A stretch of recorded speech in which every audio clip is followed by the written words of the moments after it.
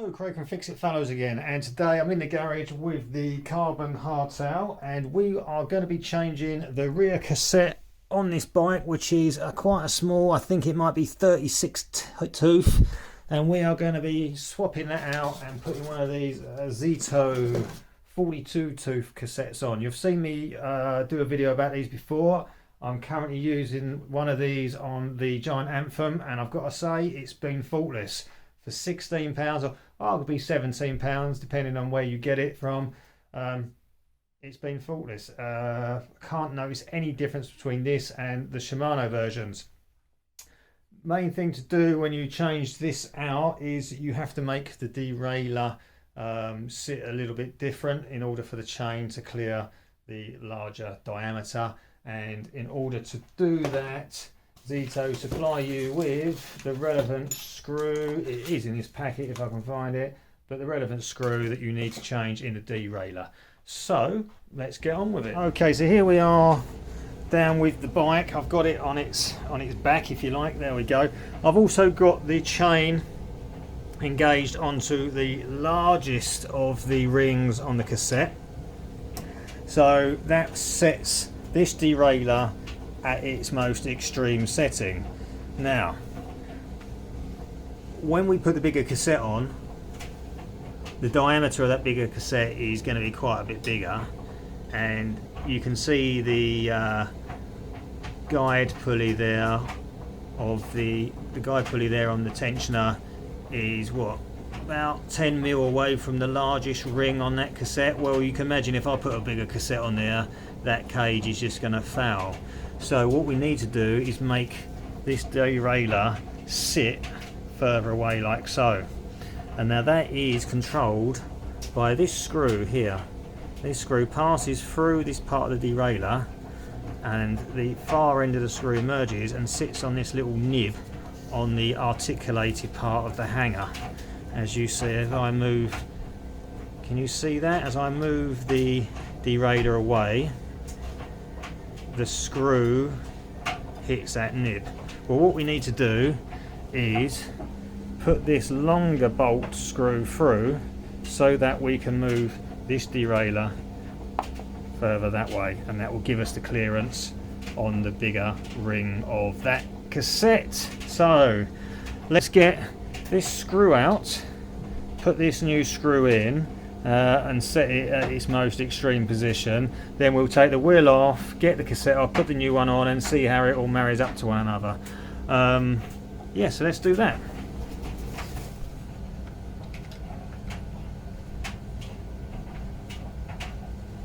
So this existing screw is a crosshead, Phillips head, posi drive, whatever you want to call it.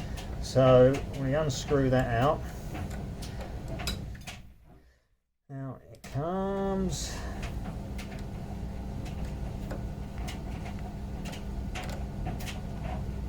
Like so. There you can see the difference between the old screw and the new screw. Okay, so the new screw, we offer it in and we use the Allen key kindly provided.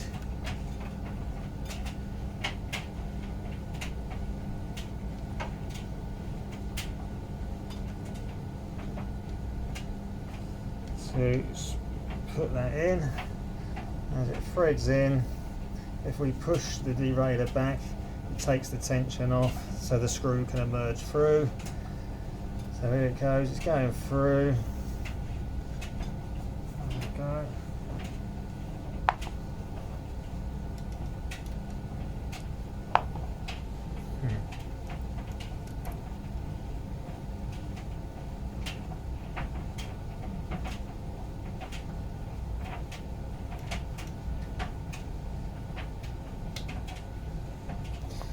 So there you can see.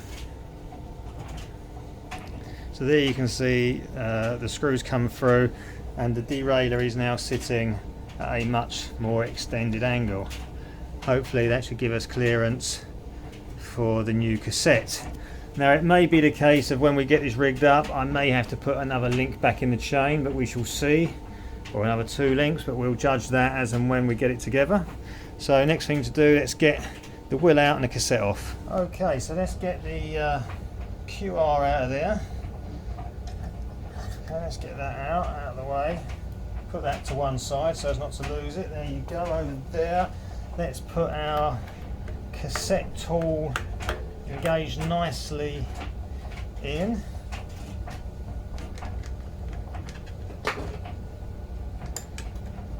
Like so. And then we need our chain whip. Around there like that, get that engaged. And let's undo it, shall we? And there we go. Get that undone. Off comes the retaining nut. Let's take the chain whip off.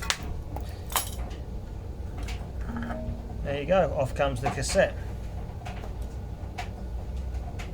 Okay, so here we have the old cassette sitting on top of one of the new ones, and so if I move it away you can see the size differential there.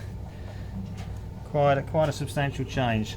So with this one you're going to get a lot more climbing range, some much larger rings there to make it easier going up steeper hills.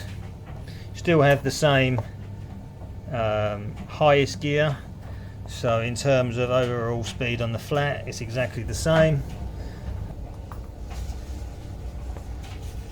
Okay, let's just give that a little bit of a wipe, get any grit and stuff off of there. It's not too bad.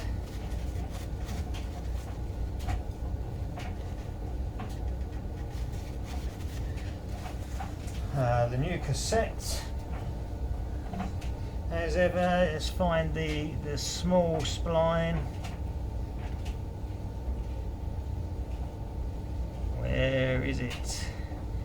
There is this very narrow spline, and we marry it up to the narrow one on there, offer it on it goes, and let's just put the other rings on. So here's this one, the narrow spline is there, and the final one is there, and then the locking ring. To engage. There we go. And lock ring tool. All goes on.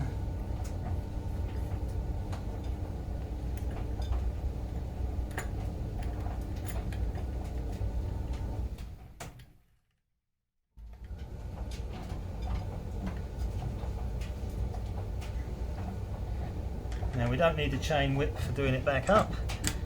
Let's get that done up. All the slack has been taken out of the various parts of the cassette.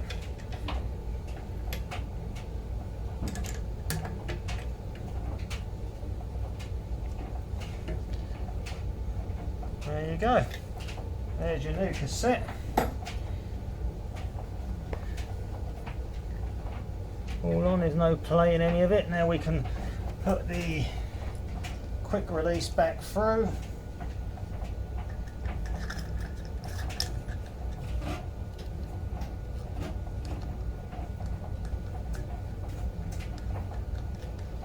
Like so, and we can offer the wheel back into the bike.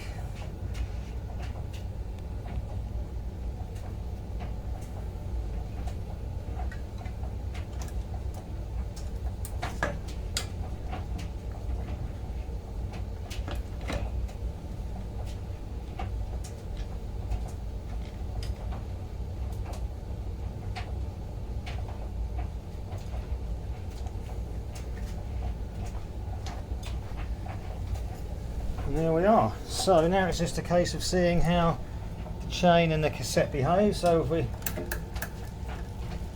spin the cranks and let's go through the range of gears, there we are. All good. So that's in the highest gear, the smallest chain ring, and we go up through the chain rings, and there it's working perfectly. We've got good clearance between the derailleur and cage and the largest of the chain rings. Job done. So there we have it. We have the nice new 42 tooth cassette on the carbon hardtail.